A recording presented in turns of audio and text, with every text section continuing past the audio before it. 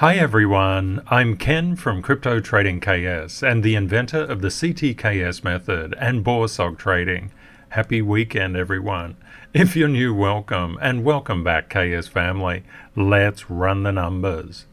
Bitcoin is currently down 0.03% to 23,170. Ethereum is up 0.38% to 1713. From my 30 plus years in financial markets, I explain the smart money mindset to assist you to be more of a financial blessing to yourself and those you love, gaining real wealth in the process.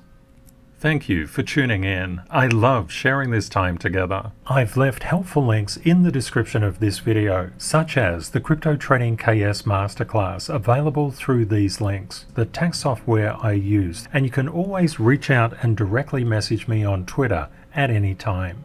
As crypto technical analysts, we subscribe to the CTKS creed that primes us for profitability in the crypto market. And this is simply just a list of things that we say to ourselves. I know the universe wants me to succeed. Every day I show kindness, integrity, and gratitude. I know opportunities and life reset daily. I am worthy. I go slow to go fast. I start small and scale with BORSOG. Life pullbacks give me the strength for the next life rally. I am dedicated and committed. I win or learn and never blame. Crypto technical analysts scientifically track investor attention, and that's measured by price, which is reality and not future promises.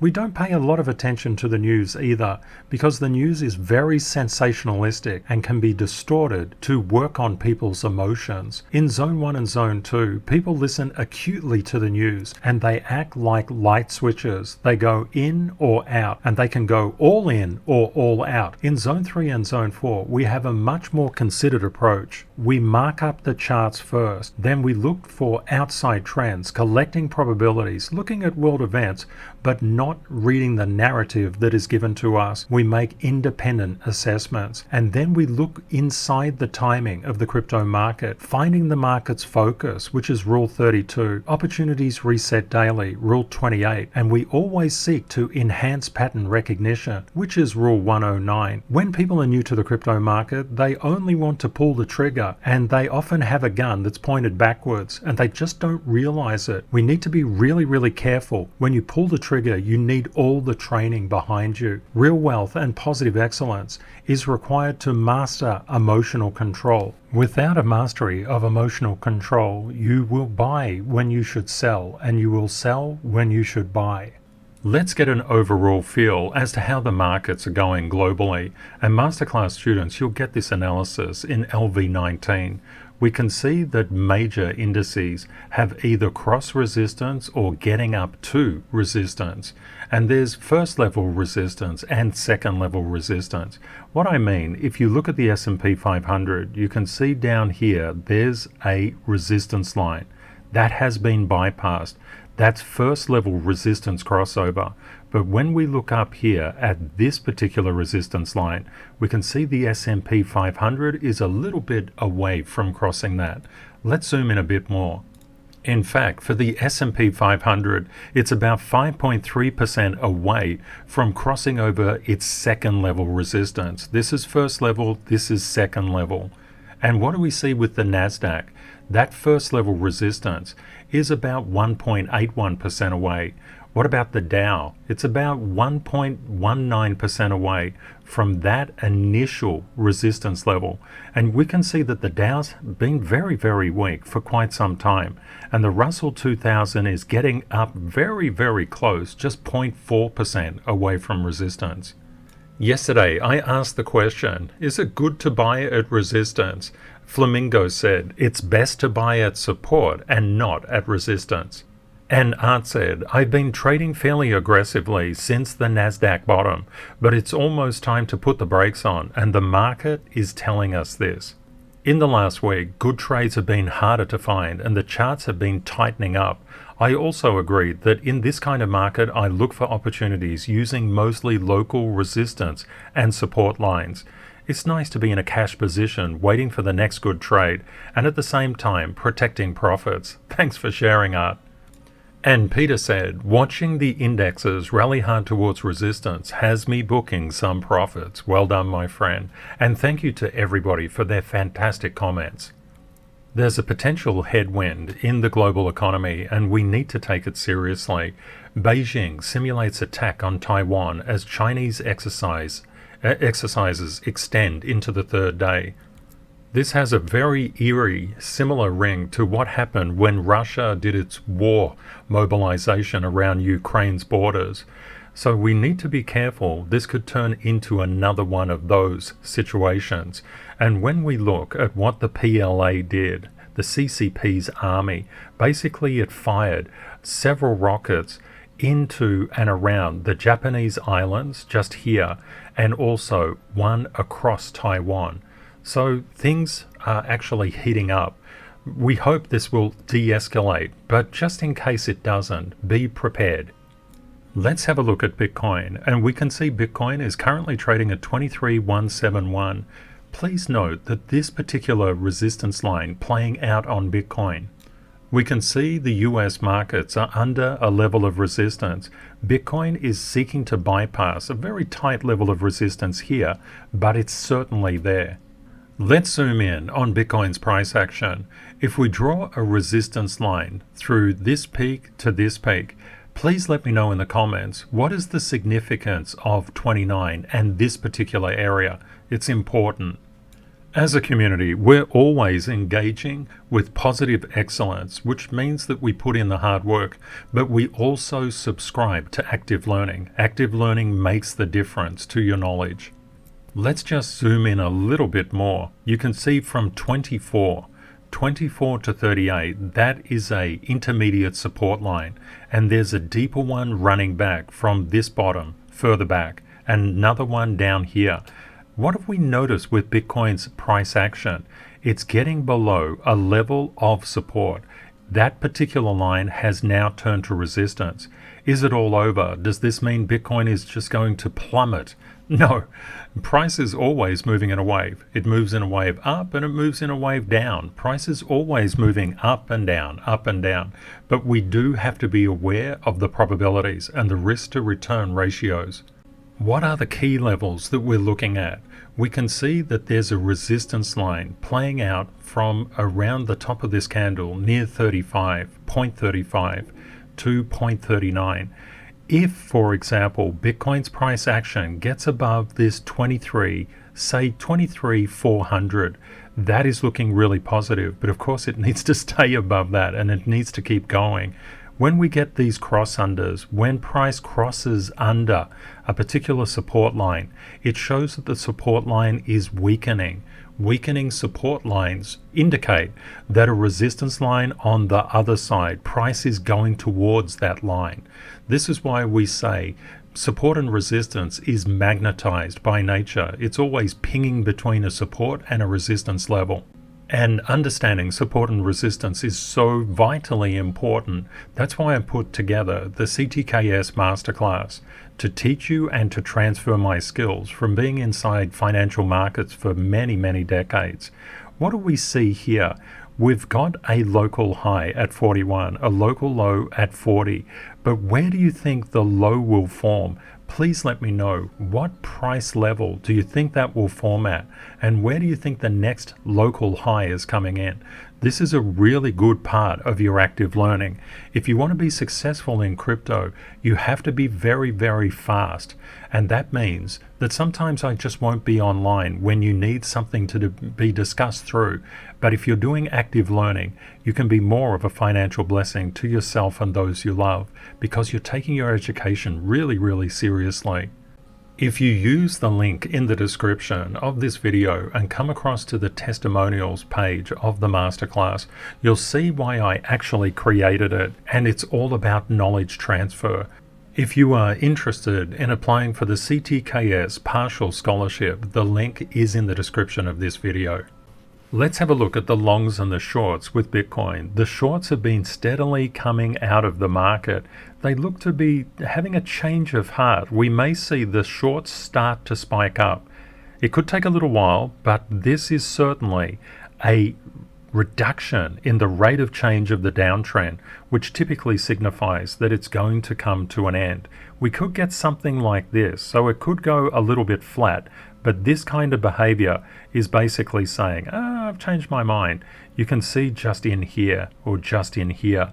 So just bear in mind that the shorts may attack Bitcoin again, but they don't attack it. The shorts just chill the market out. The longs heat it up. And what you notice is that the longs are very reluctant to get into the market as well. There's a great amount of indecision. And I believe this is because when you have global markets at a level of resistance, you don't typically buy at resistance, you typically sell at resistance. But it's interesting there's not more shorts in the market. I would have anticipated more shorts, but I think what happened was all the shorts spiked into the market and they got badly whacked about the head. So they're saying, ouch, that really hurt. Maybe I'll just take my time before I come in again. And now we're seeing weekend trading volume, 58 million in liquidations across 24,341 positions. And when we look at total liquidations across the past 24 hours, we notice that about 53% are short. What about the past 12 hours? It went the other way, 67% long. What about the past 4 hours? About 83% long. What about the past hour? Wow, hey caramba! 97% long. The shorts are whacking the longs at the moment. And what do we see? Well, they might be whacking them, but in terms of actual volume, there's not too much. And this is frequent for the weekends. We can see this just play out time and time again. Low volumes on the weekends. It means the price can move around quite a bit, so just be aware of that. As a community, we subscribe to the BORSOG market. It's really helpful to forget about bull market and bear market. Psychologically, they can distract you from profitability. What we do instead is to concentrate on BORSOG, buy on red, sell on green. BORSOG is rule 621, buy on red, sell on green. We use BORSOG because of rule 359, be on the right side of the percentage. You can be on the wrong side of the trade, but on the right side of the percentage, and you'll do really well. Learning to BORSOG is a lot like learning to park a car. And we could think that everybody who studies BORSOG would think it's pretty simple. Well, you just buy on red and sell on green. But you can see with parking a car, this guy's taken 2 spots. This one has blocked the other car in, and I don't know what that guy is doing. As the inventor of BORSOG trading, you'll find all the foundations you require delivered with just-in-time knowledge in the 5 sections: Foundations, Trends, Timing, Real Wealth, and Trigger of the CTKS Masterclass. I don't assume that you have any previous background or knowledge about crypto, and I build each knowledge step one step at a time, and it's a lot of fun in there too. The Masterclass is about knowledge and skill transfer. My 30 plus years in financial markets from me to you, so that you can be your own financial advisor. This is why active learning is so critical inside the masterclass, and it's something we talk about each and every day. Also, rule 141 is very important. Go slow to go fast. Life is a marathon. It's not a sprint. When people get into the crypto market, they think they have to go for 30, 40, 50, 100% gains, 500% gains, 5 million% gains. If you just got 2% gains compounded each day, you would grow $100 in a year to $138,424, just getting 2% per day. BORSOG is about starting small and scaling, getting into the synchronization pattern of the markets, using coffee money and starting small and scaling. And when you have your confidence and when you're in alignment with the market, you can scale up then. There's no rush. Verbencan said something really fantastic. I hope I pronounced that, Nick, correctly. This is the first time in over 2 years I'm not entering a market for over a week. You legend. Patience was my weak link, and missing opportunities made me so angry. FOMO was my worst enemy. But now, if we go down, that's awesome. Dry powder is ready. And if we go up, I finally managed to face my fear and anger issues. I won't mind that dippity-dip buying bags to grow a bit. While I'm practicing my patience, I'm going over many charts, learning and trying to see the opportunity when one presents itself and not to rush head on in. Oh, head in on every red candle. Well done, my friend. You're just fantastic. And that is a decent thing to say as well. Having patience and sitting on the sidelines is a strategy. Nothing wrong with that at all. In fact, to do that requires so much willpower. There were so many incredible comments yesterday, and for all of the previous week. We just have an incredible global family. I love and appreciate you all so very much. Austin said, I can say the masterclass is extremely helpful. I'm gaining knowledge and it's empowering. I'm not as worried anymore because I know I can just get on the right side of the percentage tomorrow, even if price is going up. My thought lately has just been, I'll just take out 2% out tomorrow. And as we know, BORSOG is all about starting small, gaining market synchronization. If you're in sync with the market, that's fantastic. That's where you need to be. Everything else will just naturally follow. And that's why, as a community, we focus on positive excellence and maintaining real wealth foundations, such as inner peace and outer peace. This is really important. If anger takes us over, we can't think properly, and that particular point was raised by a very astute global family member. MH said it really well. When talking about anger, when we undergo a lot of stress, a part of the brain called the amygdala basically hijacks the driver's seat from the frontal lobes. These frontal lobes deal with reasoning and decision making. Hence, anger, fear, and stress literally make us dumber. That's why mastering yourself means mastering the market. And Al said, anger literally gives us a lizard brain. I'm so appreciative of our global family. You're just wonderful people. Thank you for sharing. Let's have a look at the greatest gainers and greatest losers, and we can see that the global crypto market cap is 1.10 trillion, down 3.32% decrease over yesterday. The greatest gainers are Quant, up 14.3%, Filecoin, 11% up, AVAX, a little over 6% up, Compound 6% up, Kusama 5.64% up, and Synthetics up 5%. Going the other way, the greatest losers over the past 24 hours, Decred just spiked crazily and now it's going down. It's the greatest loser in the top 100, down a little over 20%. Hot down nearly 10%, Flow just a bit over 5%, Theta around 5%, Ravencoin 4.18%, and near 4.1%. I said something really interesting, and I'm always dropping little knowledge gems all over the place because I want you to do that active learning. Yesterday, the greatest losers had a number of stable coins, and I just reached out to our beloved global family and said, hey everyone, what does that mean? Of course I know what it means, but I want you to know what it means. And often when you ask yourself the question, you pay much more attention to it.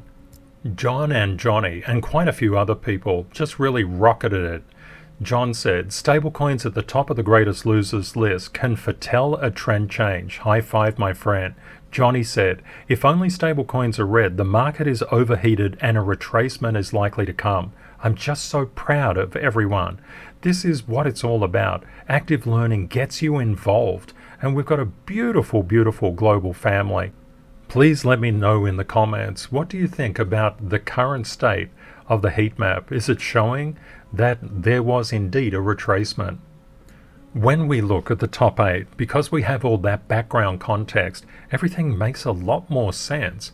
For example, we know that the US markets, and they have about 60% of global funds in them. They're really important.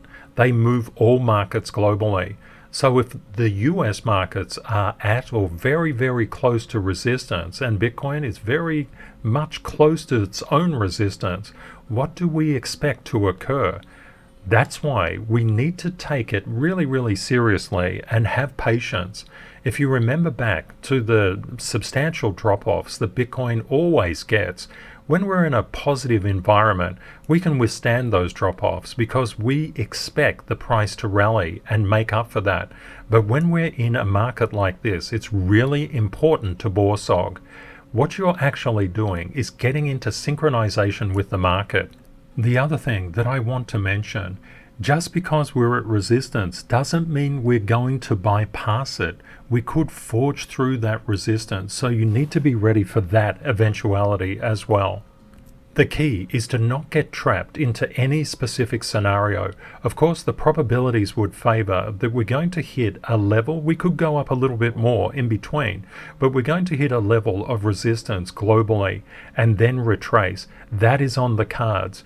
But of course, remember always that institutions love to play tricks. So the smart money may bid things up and then push it down. So everybody would think that they were safe, but then they pull the rug out from underneath our feet. So just bear that in mind. And we're always thinking in terms of what smart money would do, because it's critically important. This little video that I play, and I'm so sorry, I can't remember where I got it from, but this kind of concept says smart money builds the price up and bids it up, and retail is so thrilled it just goes all in and more. And then what happens? Price comes down and retail scatters. But as they're scattering, the invisible smart money hand is there pushing price back up again.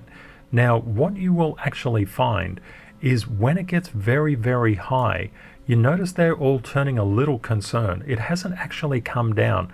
Sometimes it can go up higher. So we need to bear this in mind. ANF is against, nowhere, and for. Don't forget the for part as well. Smart money does not ride the roller coaster of emotions.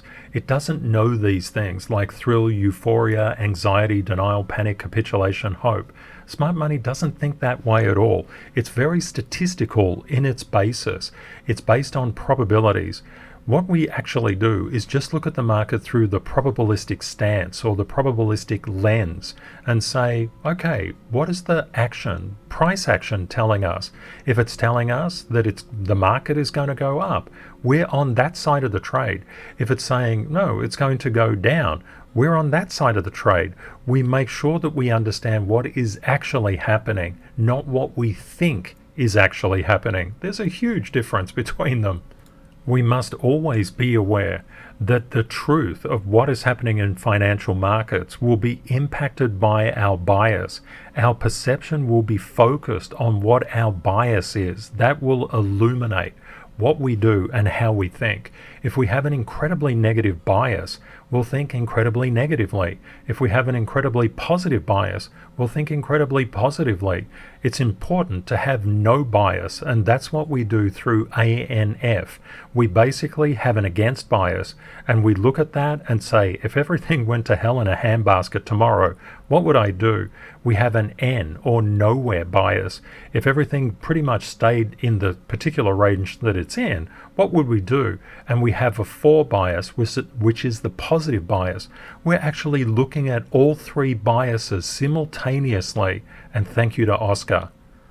The reason I do everything to break you out of the prison of emotional problems is because the market penalizes inner volatility and rewards inner harmony.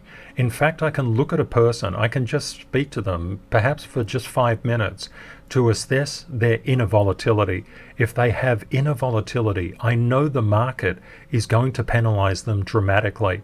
That's why inside the masterclass, there's a whole section on real wealth and positive excellence before the trigger section. And if it's not before the trigger section, people don't have the right outlook. And this is really problematic. Please let me know, what are your thoughts about inner harmony and inner volatility and how the market either rewards or penalizes that? This is a really, really good thing to talk about. I'm sure it will benefit so many people who read those comments. I'll drop a specific gem for you because I think it's so incredibly important. The reason that we look at Bitcoin's gravity, you will be told by other influencers that all of these cryptos are so different. And indeed, they are different. But the concept is their gravitational pull will be controlled by Bitcoin. You can see, for example, you can see it here. When Bitcoin came down like this, what happened to Ethereum? It came down. What about Binance Coin? Came down. What about XRP? It came down. If you look at that from there to there, it came down. It had a bit more strength, but it came down. What about Cardano, ADA? It came down. What about Solana? It came down as well. What about Doge? It came down. What about DOT? It came down as well. Sometimes you'll get a particular crypto leading in weakness or staying in strength, but no alt can escape Bitcoin's gravity. That's why it's really important to know the rules of the crypto market. And we can see Binance Coin is overextending the positive movements up.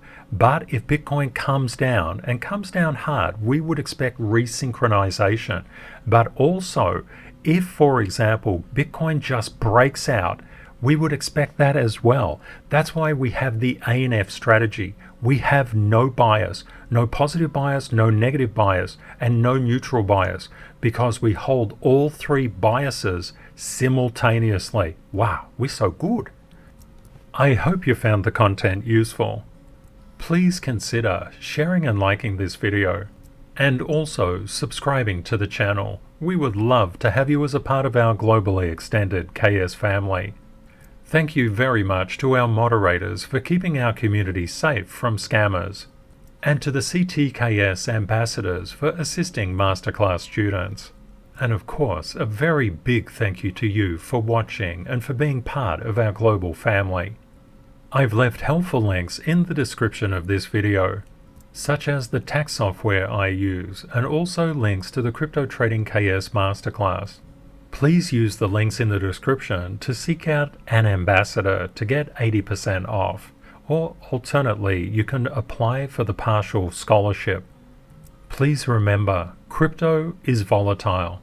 Always prepare yourself for the best and worst case scenarios. Reality will likely be between them. Stay safe out there, my friends. Take care and see you next time. Bye for now.